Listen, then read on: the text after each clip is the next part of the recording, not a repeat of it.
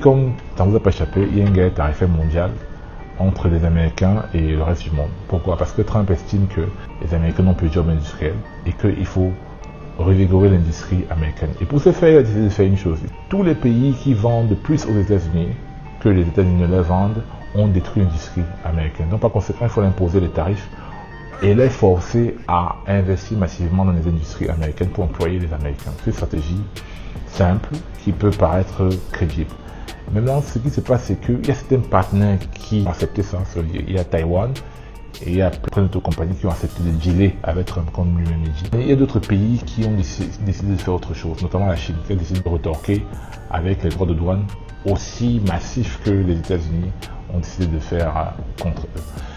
Comment est-ce que nous nous positionnons? Parce qu'il y a des opportunités dans cette guerre, notamment le Brésil. Le Brésil, qu'est-ce que le Brésil a fait? C'est que quand la Chine a commencé à retorquer, c'est-à-dire à bloquer les produits, notamment agricoles, qui venaient des États-Unis, notamment le soja, le Brésil, qui est un grand pays agricole, a commencé à vendre massivement à la Chine. Donc, le Brésil est actuellement le vainqueur de cette guerre tarifaire. Il y a une appréciation de sa monnaie, l'économie boom, etc. Parce que les gens ne voient pas comment est-ce que ce trade war là va s'arrêter bientôt.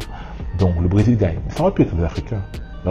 Vu que les Chinois ont abaissé à presque à zéro les droits de douane pour certains produits qui venaient d'Afrique. Donc, ça aurait été une occasion, si on avait un tissu agricole vraiment puissant, de commencer à inonder le marché chinois de ces commodités. Parce qu'il faut oublier qu'ils sont 1 milliard, presque 400 millions. Donc, c'est une opportunité terrible pour les agriculteurs africains. Mais pour cela, il faudrait que nous continuions à investir dans les moyens logistiques. Parce que même seulement ici en Afrique, c'est difficile pour nous de pouvoir avoir des produits du sol qui viennent de tous les terroirs de notre pays. Donc, des routes, les trains, les ports, etc. C'est autant de choses. C'est vrai que la Chine ne va pas seulement attendre que les pays qui ont des terres arables décident d'investir.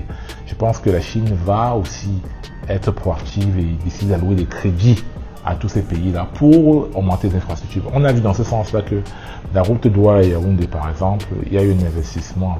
Exim Bank est en discussion avec le gouvernement camerounais pour investir dans le tronçon Douala-Yaoundé, dans l'autoroute Douala-Yaoundé.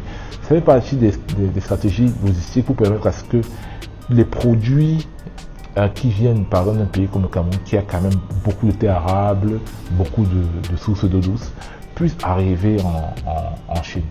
Mais maintenant, on espère qu'on aura une meilleure gestion, etc., de ces différents projets-là pour que nous puissions profiter de ces opportunités-là, tant qu'elles sont encore là.